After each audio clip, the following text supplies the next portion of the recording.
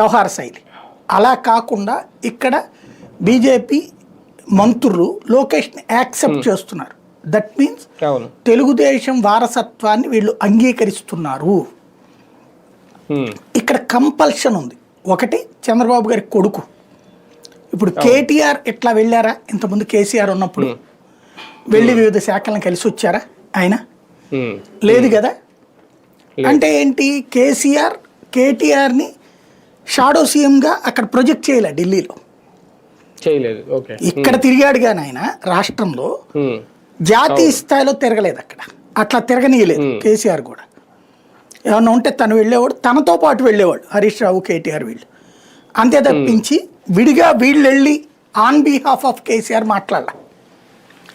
ఇప్పుడు ప్రస్తుతం ఆంధ్రప్రదేశ్ వ్యవహారంలో చూస్తే లోకేష్ నాయకత్వంలోకి క్రమంగా ప్రభుత్వం వచ్చేసింది ఆల్రెడీ. ఆ ప్రభుత్వం ఏర్పాటు ఒక్కటే మిగిలింది. అంటే అఫీషియల్గా కుర్చీలో తీసుకెళ్ళి కూర్చోబెట్టాలి అంతే, అదొక్కటే ఉందన్నమాట. యాక్చువల్గా ఇప్పుడు ఆయన శాఖ ఏంటి? ఐటీ శాఖ, విద్యాశాఖ. ఆ రెండు శాఖల వాళ్ళని కాదు కదా అక్కడ కలిసింది. వ్యవసాయ శాఖ వాళ్ళని, జాతీయ రహదారుల శాఖ, ఆర్థిక శాఖ, ఇవన్నీ కలవడం ఏంటి? రోడ్డు భవనాల శాఖ అంటేనే ఈయన శాఖ. కానీ పోనీ ఆ శాఖ మంత్రులు కూడా తీసుకుని వెళ్తే ఆయా శాఖలకు సంబంధించి ఏదో పెండింగ్లో ఉన్నాయిలే చూశారు అని చెప్పుకోవచ్చు. కానీ అట్లా కాదు, ఓన్లీ